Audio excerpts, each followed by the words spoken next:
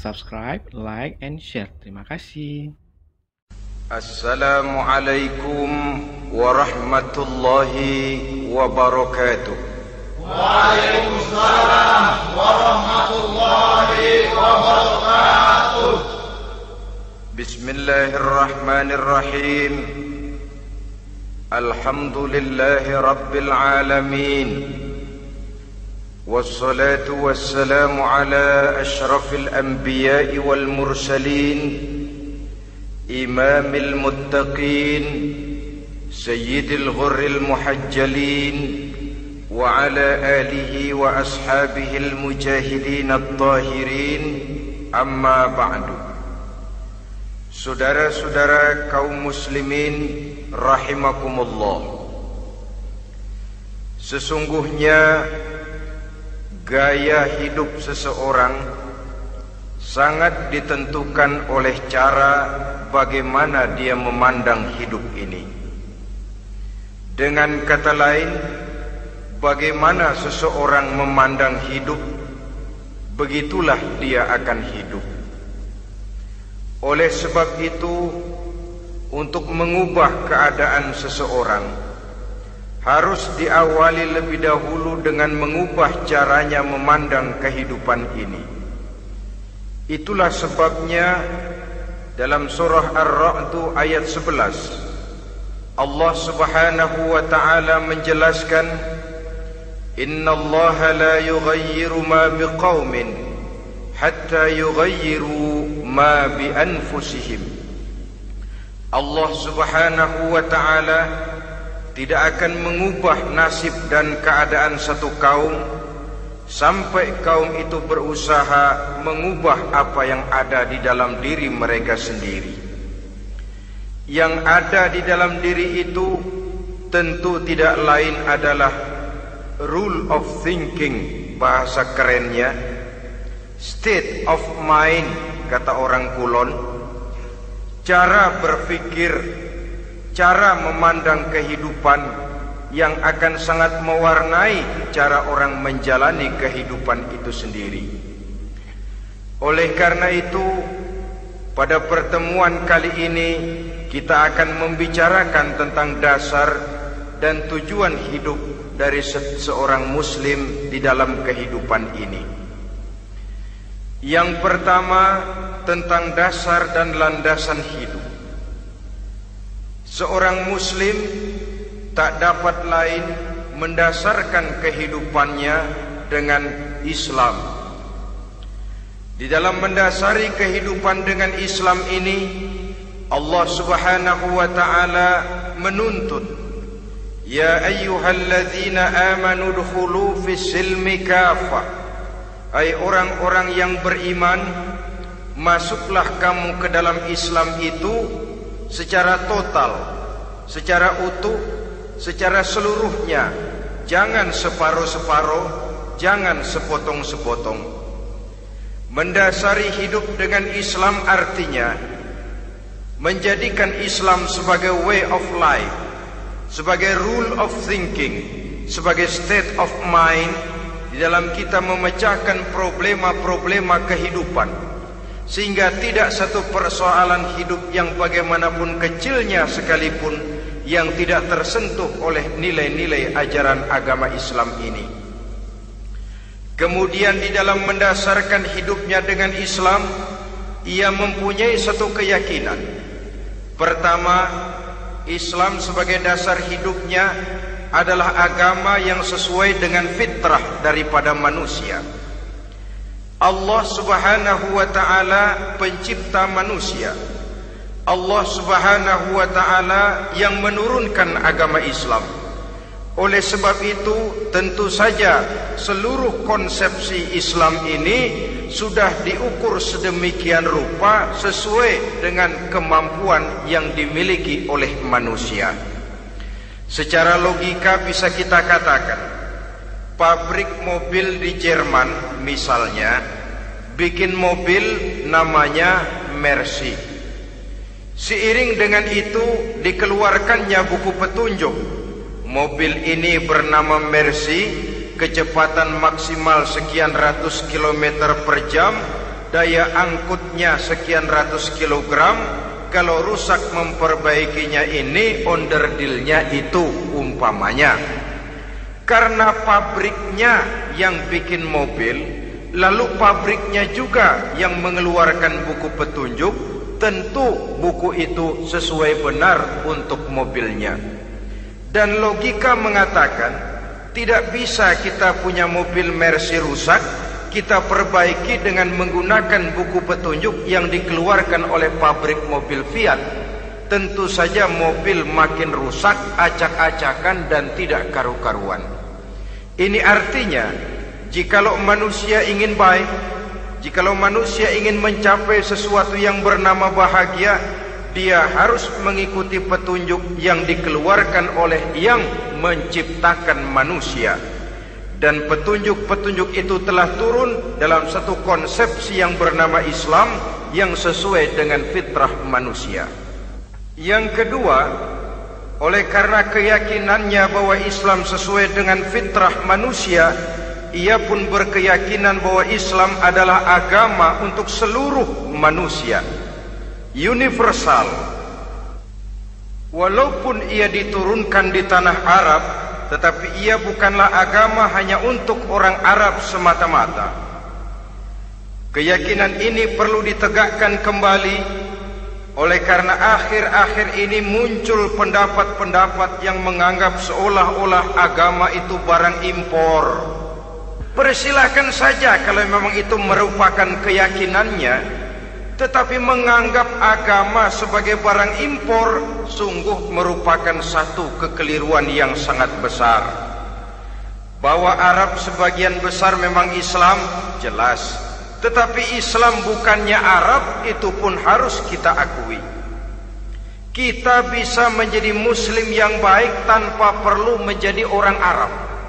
Dengan kata lain, kita bisa menjadi Muslim yang baik dengan tetap menjadi warga negara Indonesia yang baik. Bahwa Al-Quran diturunkan dalam bahasa Arab oleh karena memang ia turun di tanah Arab. Buktinya apa? Walaupun Quran dalam bahasa Arab, tidak satu pun ayat Quran yang ditujukan kepada orang Arab semata-mata. Tidak ada ayat ya ayyuhal arabiyun, hai orang-orang Arab. Tidak ada. Yang ada malah ya ayyuhan nas, wahai manusia. Manusia yang mana? Yang mana saja asal merasa manusia. Kalau tidak merasa manusia, tidak usah terpanggil dengan ayat tadi. Maka dalam mendasari hidup dengan Islam, kita berkeyakinan Islam adalah agama untuk seluruh manusia. Yang ketiga, di dalam mendasari hidup dengan Islam, kita berkeyakinan Islam adalah agama terakhir yang diturunkan kepada Rasul terakhir. Tidak ada Rasul dan Nabi sesudah Nabi Muhammad, dan tidak ada agama lagi sesudah agama Islam. Dasar-dasar keyakinan ini melembaga dalam pribadi kita, membentuk satu keyakinan yang mendasari kehidupan ini, sehingga tidak satu problema yang bagaimanapun kecilnya dalam kehidupan yang tidak tersentuh oleh nilai-nilai Islam. Sejak kita tidur sampai kita bangun tidur, bahkan tidur itu sendiri, dan seluruh kegiatan kehidupan yang kita laksanakan dalam 24 jam, tidak satu pun yang tidak tersentuh oleh nilai-nilai Islam. Inilah pandangan hidup Muslim. Jawaban seorang Muslim terhadap problema-problema kehidupan yang dihadapinya, yang di dalam menjawab problema itu ia Islam oriented, berorientasi kepada nilai-nilai Islam. Apa kata Islam tentang pekerjaan yang dihadapinya? Halal kata Islam, halallah dia katakan. Haram kata Islam, haram dia katakan. Islam oriented. Barometer dalam perbuatannya tidak lain daripada nilai-nilai Islam itu sendiri. Dan kemudian di dalam mendasari kehidupan dengan Islam, ia berkeyakinan Islam adalah satu-satunya agama yang benar. Bahasa kerennya, Islam is the single one, the true religion behind the God.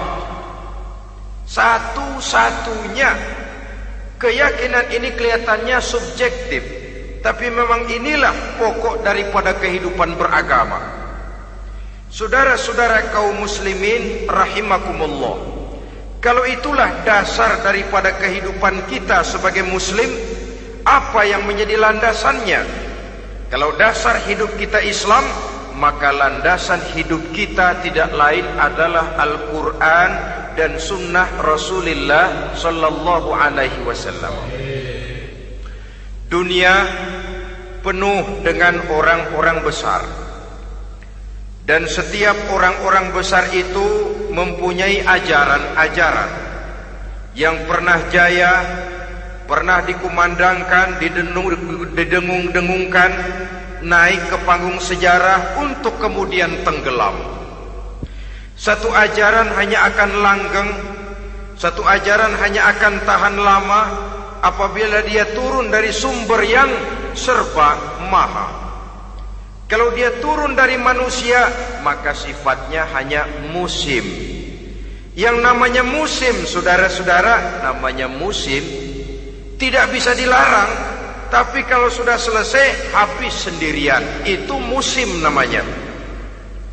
Musim rambutan. Kalau datang musim rambutan, apa bisa dilarang? Gak boleh musim rambutan. Ya tidak bisa, dia akan tumbuh terus. Tapi manakala musimnya habis. Begitulah nasib dari ajaran yang nisbi, relatif dan temporer apabila dia bersumber dari manusia. Maka satu ajaran hanya akan langgeng, tahan lama apabila dia turun dari sumber yang serba maha. Dan itu sudah turun bernama Al-Quranul Karim. Sedangkan sunnah, saudara-saudara, merupakan penjelasan dari apa yang oleh Quran tidak dijelaskan dalam bentuk yang detail, melengkapi apa yang oleh Al-Quran hanya disebutkan dalam bentuk garis besarnya saja. Baik Quran maupun sunnah kita sebut merupakan dasar, landasan yang primer. Sedangkan untuk memahami Quran dan sunnah, kita memerlukan pendapat-pendapat orang yang ahli di bidang itu. Dalam hal ini kita sebut saja dengan ulama. Dan ini merupakan sumber yang sekunder dari landasan hidup kita sebagai seorang muslim. Dua rel ini, Quran dan sunnah, merupakan landasan di mana kereta api Islam ini berjalan. Quran dan sunnah. Saudara-saudara kaum muslimin rahimakumullah, oleh karenanya marilah kita menjadikan Quran dan sunnah ini sebagai imam di dalam kehidupan kita. Bukankah Rasulullah sallallahu alaihi wasallam pernah memberikan pilihan, man ja'alal Qur'ana amamahu qadahu ilal jannah wa man ja'alal Qur'ana khalfahu saqahu ilan nar. Siapa yang meletakkan Quran di depannya, dijadikannya Quran sebagai imam dan dia sebagai makmum, maka Al-Quran akan membimbing dia ke surga. Ya, surga di dunia ini, lebih-lebih lagi surga di akhirat nanti. Sebaliknya, وَمَنْ جَعَلَ الْقُرْآنَ خَلْفَهُ, siapa yang meletakkan Quran di belakangnya, dia belakangi ajaran dan konsepsi Al-Quran, dia tinggalkan perintah-perintah Al-Quran, maka Al-Quran yang dibelakanginya itu akan mendorong dia ke neraka. Neraka dunia, lebih-lebih neraka di akhirat nanti. Pilihan terserah kita. Jikalau kita mau menjadikan Quran sebagai imam, artinya kita menjadi makmum. Resikonya dimanapun, makmum wajib ikut imam. Imam takbir, makmum takbir, imam ruku, makmum ruku, imam i'tidal, makmum i'tidal. Jikalau Quran imam kita dan kita adalah makmum, maka itu berarti Jikalau ke barat komando Quran, ke barat kita pergi. Jikalau ke timur kata Quran, ke timur kita menuju. Jikalau halal kata Quran, halal kita katakan. Jikalau haram kata Quran, haram kita ucapkan. Itu resikonya kita menjadi makmum, menyusun pola hidup yang lebih Qurani.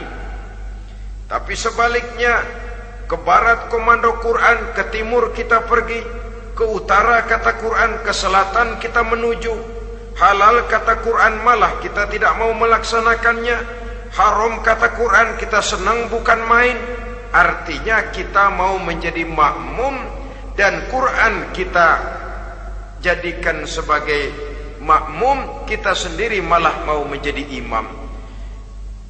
Kita paksa konsepsi Al-Quran itu supaya sesuai dengan naluri kemanusiaan kita, mengotak-atik hukum, menghalalkan yang haram, mengharamkan yang halal. Dikala itu landasan hidup kita sudah goyah, tidak lagi sebagai landasan tempat kita bertolak, tetapi malah menjadi satu landasan yang kita injak-injak. Sesungguhnya saudara-saudara, Quran tidak akan membawa berkah, tidak akan menjadi rahmatun wa syifaun lil mu'minin, menjadi penyembuh, menjadi rahmah bagi orang-orang beriman, apabila yang kita baca itu kita injak-injak di dalam kehidupan. Upaya menyusun hidup yang lebih Qurani ini seiring dengan usaha kita menjadi warga negara yang baik. Yang saya katakan di awal tadi, tidak saling dan tidak harus saling bertentangan. Jadi dengan demikian, dasar hidup kita sebagai muslim adalah Islam, dan landasan hidup kita tidak lain adalah Al-Quran dan sunnah Rasulullah Sallallahu Alaihi Wasallam. Ini landasan tempat kita bertolak. Ini yang mewarnai gaya kehidupan kita. Apapun yang mau kita lakukan, tempat kita bertanya lebih dahulu Quran dan sunnah. Saya mau melakukan pekerjaan ini, apa kata Quran? Saya mau pergi ke tempat ini, apa kata Quran? Saya mau berusaha dengan mengerjakan perusahaan ini, apa kata Quran?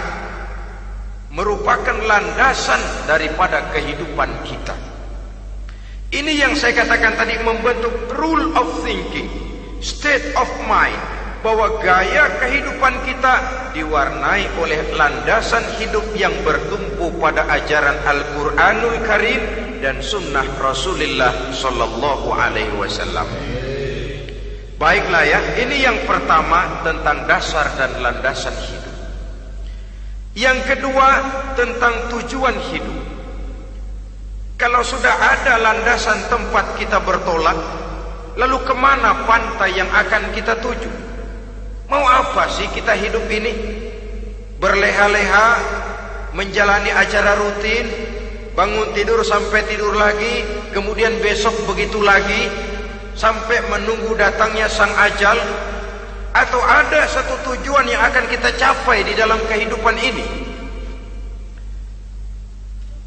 Apabila kita teliti, maka Al-Quran mengajarkan tujuan hidup setiap muslim pada dasarnya ada dua. Pertama, kita sebut saja tujuan jangka pendek. Tujuan jangka pendek itu sasarannya dunia sekarang ini. Bentuknya horizontal,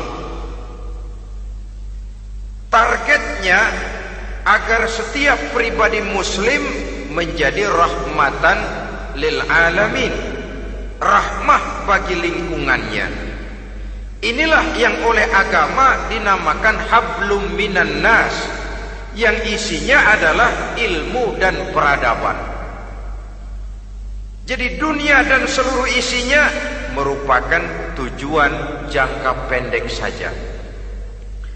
Untuk mencapai tujuan jangka pendek, dunia dan seluruh isinya, unsur penunjangnya adalah pendidikan, pengalaman, atau nasib. Makin tinggi pendidikan, makin mudah menjangkau hidup. Makin banyak pengalaman, makin mudah menguasai dunia.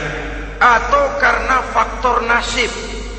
Pendidikannya tidak seberapa, pengalaman pun kadang-kadang dangkal, tapi karena nasibnya lagi hoki, kata orang sekarang, nasibnya lagi bagus, dia naik ke panggung memegang peranan.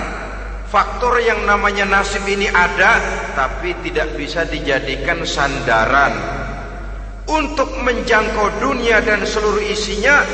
Unsur penunjangnya, pertama pendidikan, yang kedua pengalaman, yang ketiga faktor nasib. Oleh karena itu, apabila kita ingin mudah mencapai dunia, yang pertama harus kita laksanakan bagaimana menempuh satu pendidikan. Di zaman sekarang orang terangsang untuk hidup dalam pola yang oleh orang-orang priangan disebut hardolin. Saudara tahu hardolin? Itu potongan dari dahar modal ulin. Filsafat hidup yang pakaian mau bagus, makan mau enak, kerja nggak mau. Akhirnya jadilah dia penghayal kelas berat, tukang-tukang lamun kelas tinggi. Tiap hari kegiatannya ya cuma tidak terlepas dari tiga kriteria itu. Hardolin. Pokoknya kalau sudah dahar modal ulin, besok ya begitu lagi. Pola dari dimana orang pakaian mau bagus, makan mau senang, duit mau punya, kerja tidak mau. Kadang-kadang mau kerja tapi tidak tahu apa yang harus dikerjakan, ditambah oleh sempitnya lapangan pekerjaan. Tidak tahu apa yang harus dikerjakan, dilatar belakangi oleh tidak adanya pendidikan yang dia terima, sehingga mau kerja apa lalu bingung. Oleh karena itu, terutama buat adik-adik remaja, para pemuda, saya berpesan untuk menjangkau dunia, yang pertama harus kita jalani bagaimana membina diri, mendidik. Taruh kata drop out, putus sekolah, tapi drop out bukan halangan bagi tumbuhnya cita-cita yang mulia. Bahkan ada orang bilang many a great man starts as a newspaper boy. Banyak orang-orang besar yang memulai pekerjaannya dagang koran. Putus sekolah bukan merupakan halangan bagi tumbuhnya cita-cita yang mulia. Dan tidak sedikit orang-orang besar yang tidak keluaran perguruan tinggi. Tidak sedikit orang-orang besar yang tidak merupakan produk dari perguruan tinggi tertentu, tapi kerajinannya belajar, banyak membaca, banyak bergaul, autodidak. Syukur kalau masih bisa menempuh pendidikan yang formal. Kekurangan ekonomi, kemiskinan keluarga jangan menjadi penghalang bagi tumbuhnya cita-cita yang tinggi untuk menempuh karier pendidikan yang baik. Ini memang pahit, tapi bagaimanapun kata orang, lebih baik makan singkong beneran daripada makan roti ngimpi. Artinya jikalau memang perlu, lebih baik sekolah sambil dagang koran, nyemir sepatu, parkir mobil, daripada hardolin itu tadi. Tanpa prospek hari depan yang ada artinya. Dan pendidikan memang merupakan sesuatu yang pahit, tapi tanpa ini rasanya kita akan sulit untuk menjangkau dunia, tersisih di pojok-pojok kehidupan. Jangan lalu bilang, manusia kan rezekinya sudah dijamin oleh Allah, ayam saja ada rezekinya. Of course, tapi jangan lupa, cara ayam cari rezeki dengan cara manusia cari rezeki lain. Kalau ayam cari rezeki dari tahun atu, modalnya cuma ceker sama patok. Kalau ayam mah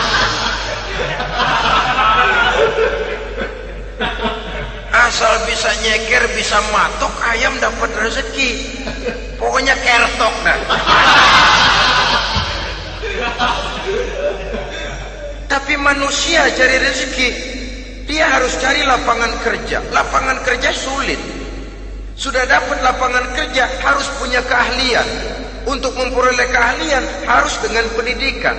Berhadapan lagi dengan saingan-saingan, karena pasaran tenaga kerja Tiap tahun puluhan kalau tidak ratusan ribu pasaran tenaga kerja yang masuk lapangan kerja. Ini kenyataan. Semakin ke depan oleh tingginya tensi ekonomi, oleh persaingan hidup yang makin tajam, oleh makin menggejalanya pola pikir industrialis yang membuat manusia individu, nilai-nilai semacam ini akan terasa makin berat. Oleh karenanya tanpa pendidikan sulit untuk menjangkau dunia. Yang kedua, pengalaman, tenaga expert. Sehingga orang mengatakan experience is the best teacher. Pengalaman adalah guru yang paling bijaksana. Dengan pengalaman kita makin dewasa. Dan orang sering mengatakan kegagalan hakikatnya adalah keberhasilan yang tertunda. Jangan takut gagal, kalau itu akan mengantarkan kita kepada pola hidup yang lebih dewasa, lebih tegar, lebih sanggup menghadapi kesulitan-kesulitan. Dan faktor yang ketiga, nasib. Kadang-kadang orang pendidikannya tidak ada, kadang-kadang pengalamannya tidak seberapa, tapi karena nasib, engkongnya misalnya jadi komandan Hansip, dia naik jadi anggota Hansip. Itu karena faktor nasib saja. Yang ketiga ini ada, tapi tidak bisa dijadikan sandaran dalam arti bahwa kita lalu mengandalkan nasib. Lo nanti udah gede mau jadi apa? Gue sih gimana nasib aja dah. Jadi orang syukur, jadi gembel nasib. Tidak bisa kita menghadapi hidup dalam satu alur spekulasi. Tidak bisa kita menjalani skenario kehidupan ini dengan bersikap untung-untungan. Karena kehidupan walaupun tidak bisa dipastikan, paling kurang bisa dirancang, bisa direncanakan, bisa ditargetkan, bisa dianalisa kemungkinan-kemungkinannya. Walaupun tidak bisa dipastikan, tapi bisa diperhitungkan. Sebagai manusia yang terikat oleh causality, oleh hukum sebab akibat, sewajarnya kita memperhitungkan kemungkinan-kemungkinan itu. Kira-kira 5, 10, 15 tahun yang akan datang, sejauh mana kesulitan-kesulitan dalam kehidupan ini, sejauh mana persaingan dalam hidup, sejauh mana tenaga kerja dibutuhkan, sejauh mana keahlian dan skill menunjang ke arah itu. Kalau tidak, kita akan tersisih di sudut-sudut kehidupan untuk lebih banyak jadi penonton daripada menjadi pemain. Padahal kita ingin jadi pemain, kita ingin aktif, kita ingin punya peranan karena kita oleh agama dituntut menjadi rahmatan lil alamin, menjadi rahmah bagi lingkungan di mana kita tinggal, mewarnai lingkungan, bukan cuma diwarnai oleh lingkungan itu sendiri. Itu tadi tujuan jangka pendek sebagai tujuan yang pertama. Yang kedua, tujuan jangka panjang. Tujuan jangka panjang ini sasarannya adalah akhirat. Bentuknya vertikal, targetnya adalah mardotillah atau ridho daripada Allah. Dan ini yang oleh agama dinamakan dengan hablum minallah, tali vertikal yang menghubungkan manusia langsung dengan Tuhannya. Untuk mencapai tujuan jangka panjang akhirat ini, unsur penunjangnya adalah prestasi ibadah.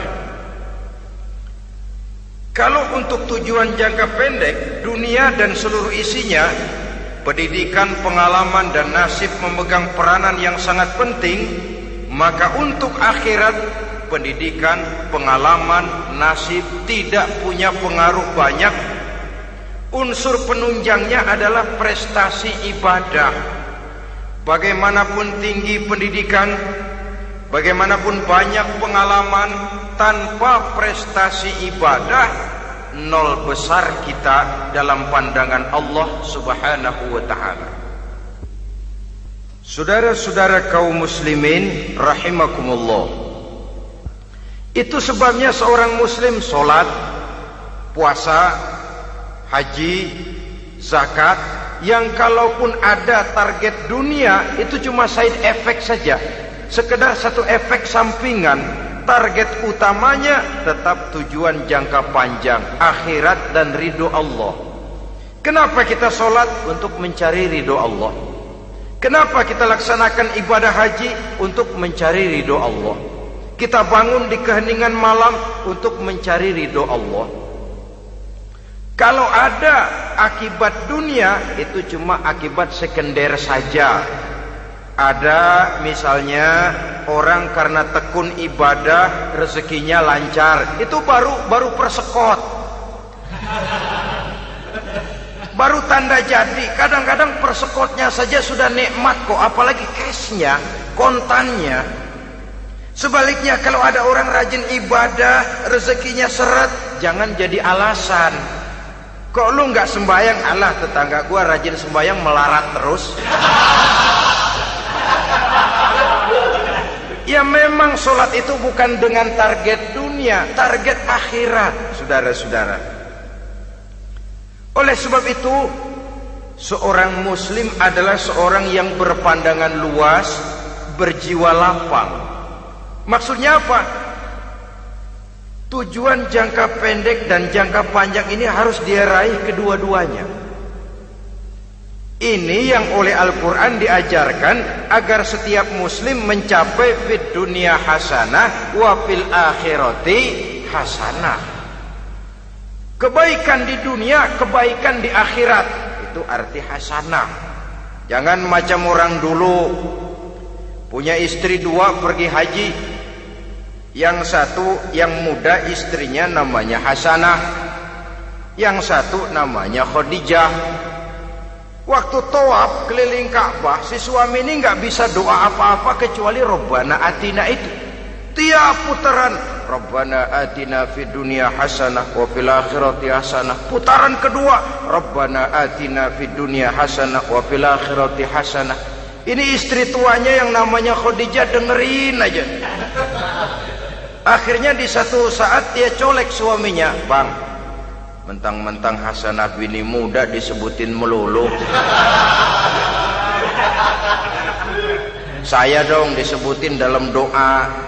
"Iya dah, ntar putaran selanjutnya." Suaminya blow on juga. Putaran kedua dia baca Rabbana Atina fid dunya hasanah wa fil akhirati Khadijah. Saudara-saudara, itu makna refleksi daripada doa tadi itu, doa sapu jagat. Kita ingin fid dunya hasanah wa fil akhirati hasanah. Tujuan jangka pendek dunia tercapai, tujuan jangka panjang akhirat dan ridho Allah juga tergapai. Oleh sebab itu Al-Quran menjelaskan, wabtaghi fima atakallahu ad-daral akhirah wa la tansa nasibaka minad dunya. Dengan karunia yang diberikan Allah kepadamu, carilah bahagia akhirat. Wala tansa nasibaka minad dunya, tetapi jangan lupakan bagianmu dalam kehidupan di dunia ini. Cari akhirat, utamakan akhirat dengan tidak usah melupakan jatahmu di dunia. Kenapa saya katakan seorang muslim berjiwa besar? Sebab andai kata dia gagal mencapai tujuan jangka pendek, andai kata dia gagal di dunia, dan dia oleh Islam diajarkan jangan sampai gagal, tapi andai kata dia gagal, dia masih punya tujuan jangka panjang, akhirat dan ridho Allah. Dia masih bisa menghibur diri, biarlah di dunia kita sederhana, bahkan biarlah susah di dunia, asal di akhirat kita bahagia. Orang yang tidak punya pandangan hidup semacam ini, surgalah dunia ini, segalanya telah tertumpu di sini. Bila umurnya selesai, ajalnya datang, selesai sudah, surganya sampai di situ, dan dia tidak punya pengharapan lain di belakang itu. Maka seluruhnya bertumpu pada kehidupan di dunia, padahal dunia seperti air laut, makin diminum makin haus, makin kering tenggorokan. Dunia yang diperturutkan menyeret manusia ke dalam lingkaran setan, terjebak dalam sifat yang namanya tamak bin rakus alias serakah.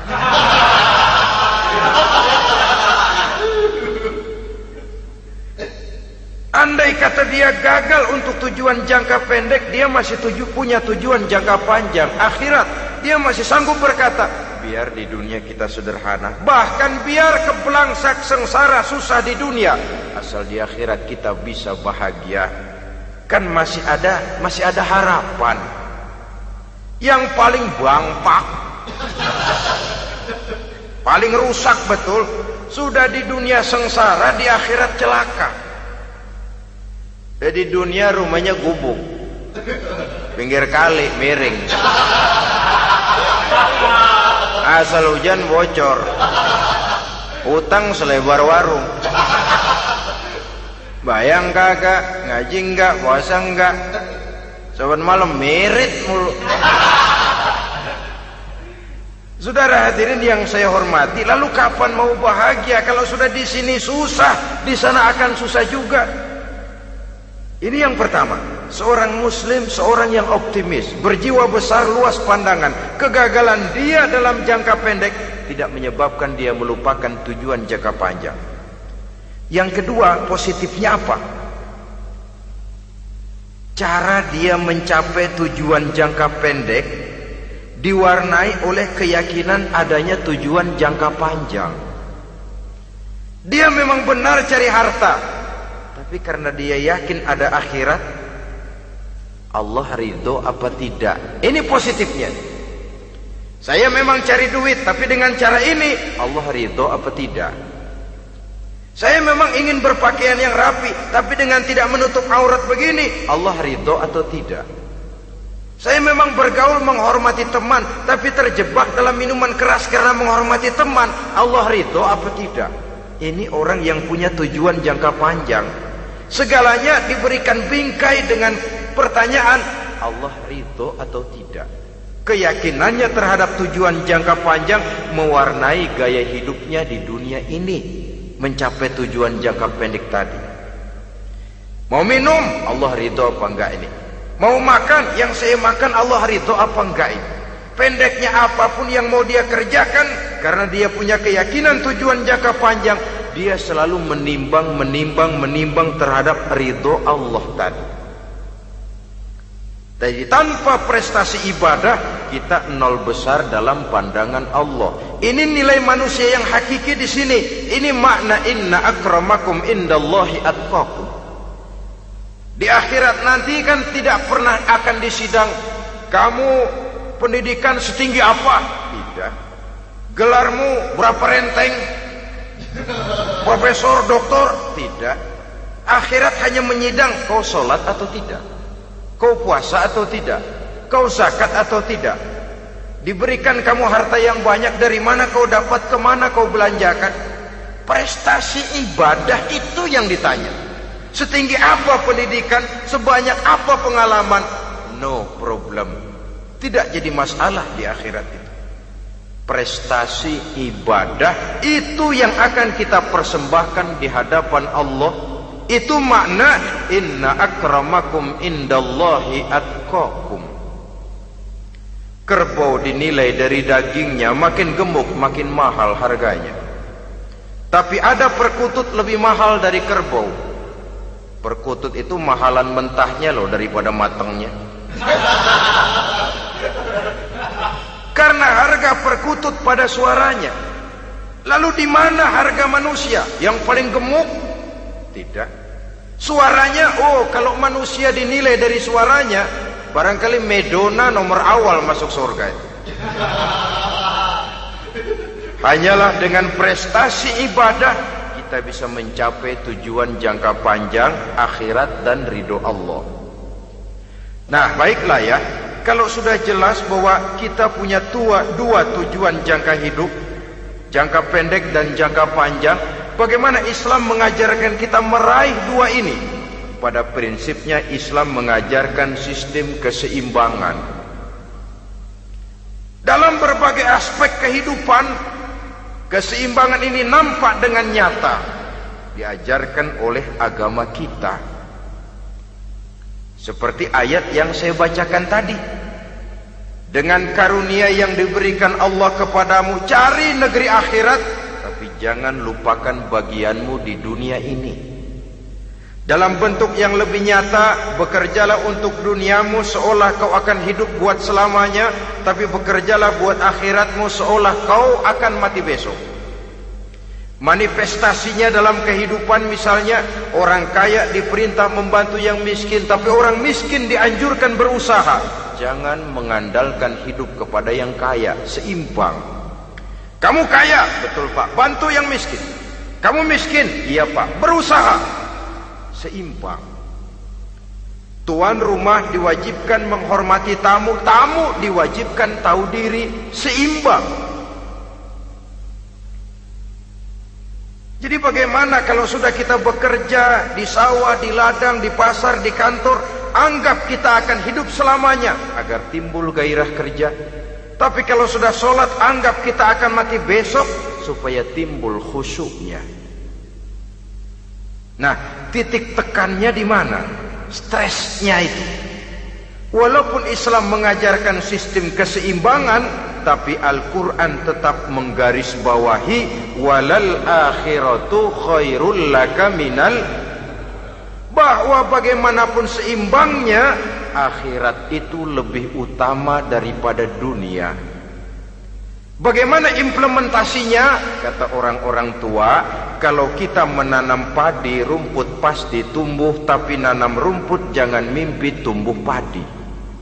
Maksudnya apa? Kalau satu perbuatan kita niatkan karena Allah, dunianya pasti ikut.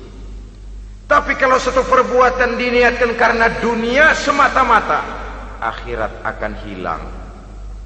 Sebab itu, biasakanlah berbuat sesuatu baik untuk tujuan jangka pendek, lebih-lebih untuk tujuan jangka panjang, dengan motif lillahi ta'ala. Jadi saya ulangi, satu perbuatan kalau sudah diniatkan karena Allah, dunia biasanya ikut. Tapi kalau diniatkan karena dunia semata-mata, akhirat akan luput. Padahal itu titik tekannya, walal akhiratu khairul laka minal ula.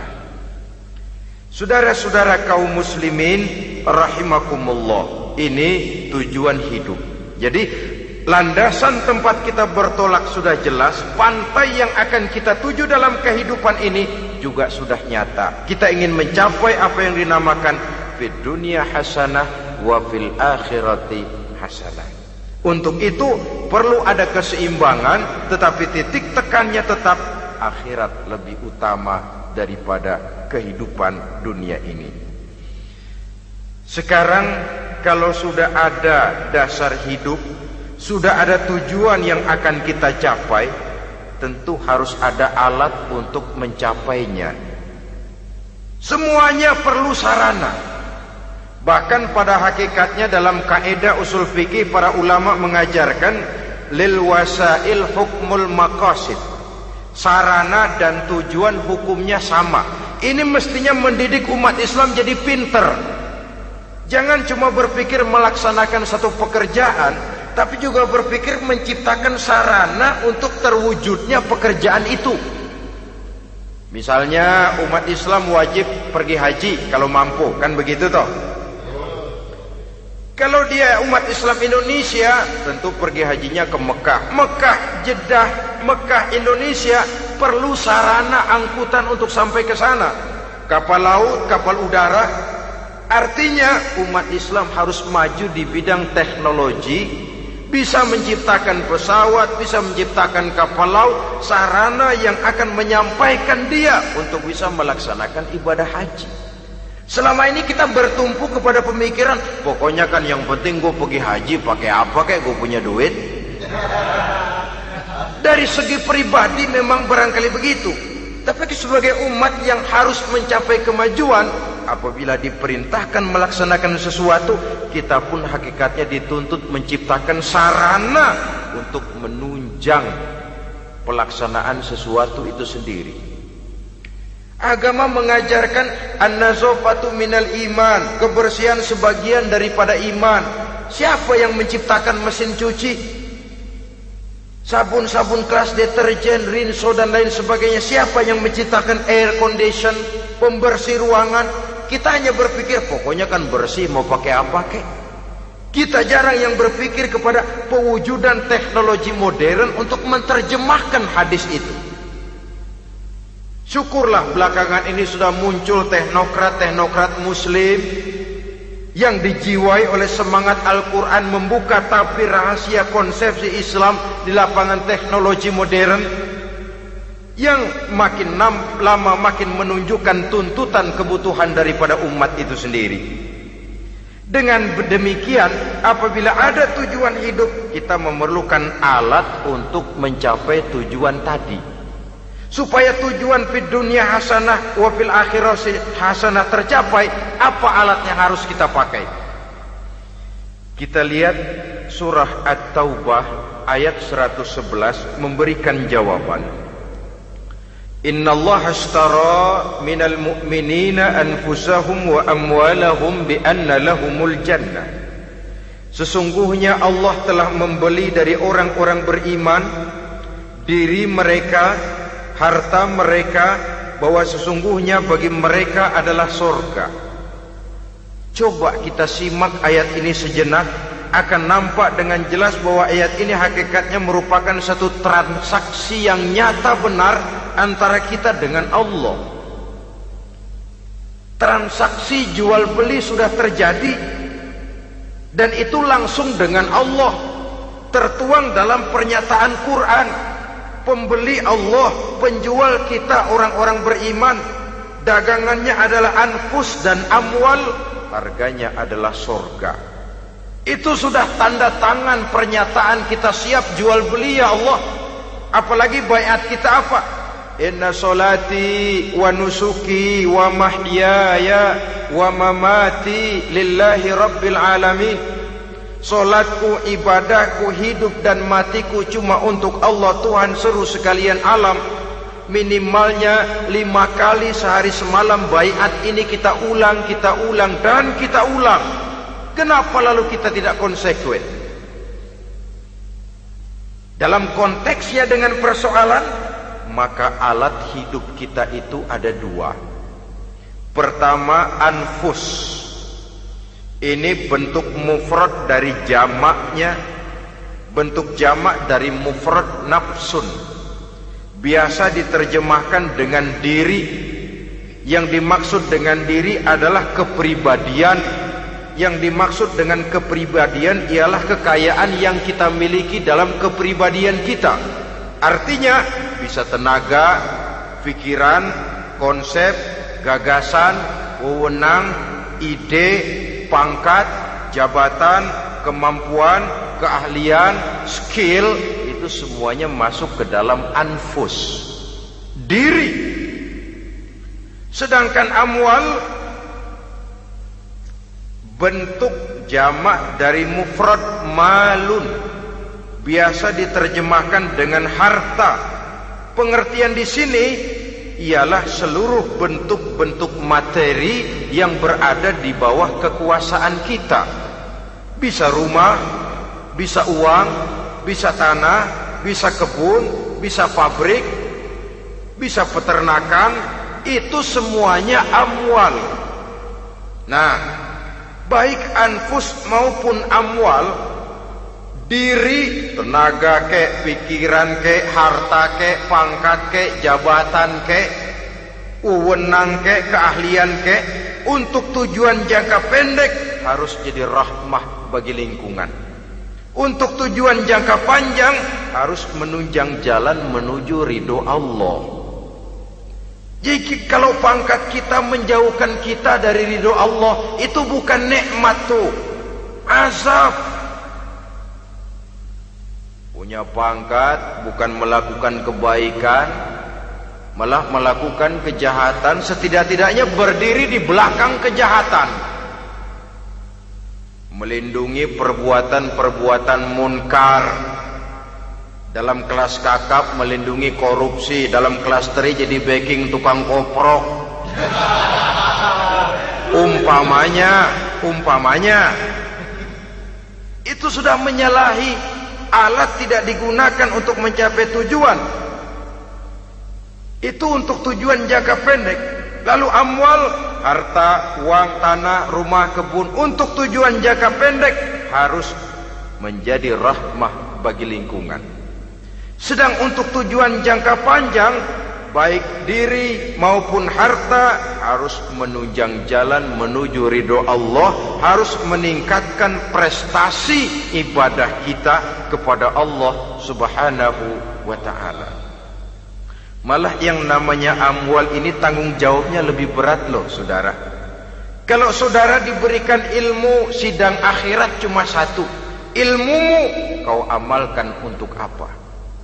Saudara diberikan umur panjang, pengadilan akhirat cuma bertanya satu, umurmu kau habiskan di mana?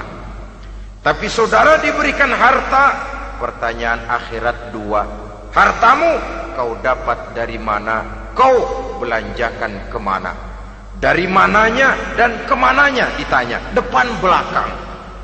Kadang-kadang kan ada orang hartanya didapat dari jalan yang halal, dibelanjakan di jalan haram. Kerja peras keringat banting tulang setengah mati, begitu dapat duit beli buntutan, muter-muter kertas cari kode. Didapat dari jalan halal, dibelanjakan di jalan haram. Atau didapat dari cara yang haram, dibelanjakan di jalan yang baik. Menang judi, nyumbang pesantren. Nabi mengajarkan innallaha thayyibun la yaqbalu illa thayyib. Allah itu baik dan hanya menerima yang baik-baik saja. Tidak bisa mencuci kain dengan air najis. Kain akan tetap kotor. Saudara-saudara kaum muslimin rahimakumullah. Oleh karenanya masalahnya terpulang kepada kita, pandai-pandailah membagi orientasi. Suatu saat tenggelam kita dalam kesibukan dunia dan seluruh isinya untuk mencapai tujuan jangka pendek. Lain saat tenggelam kita memfanakan diri untuk mencapai tujuan jangka panjang, akhirat dan ridho Allah. Karena kehidupan ini bukan berjalan tanpa batas. Umur ini bukan satu karunia tanpa pertanggungan jawab. Satu saat setuju atau tidak, rela atau terpaksa, kita akan sampai kepada garis finish daripada perjalanan kehidupan dunia ini, yang memang merupakan satu perjalanan panjang, a walking tall, kata orang Kulon. A walking tall, satu jalan yang demikian jauhnya. Entoh kita akan sampai ke garis finish. Bila datang ajal, senja kehidupan datang, malam menyelimuti. Datangnya tidak pernah kita sangka, tapi sekali dia datang, tidak satu kekuatan yang bisa menolak. Kehadirannya tidak pernah kita harapkan, tapi satu kali dia datang bertamu, pasti terjadi. Dan itu pasti akan kita temui. Alangkah malangnya pada saat kembali itu datang, kita tidak punya prestasi ibadah. Lalu apa artinya prestasi dunia? Apa artinya tujuan jangka pendek kalau kita harus kehilangan tujuan jangka panjang? Rumah kita yang besar, pangkat kita yang tinggi, harta kita yang banyak, bisakah menolong kita untuk kalau sudah kumpul di padang mahsyar nanti? Malaikat, jangan gebugin saya, rumah saya harga 2 miliar.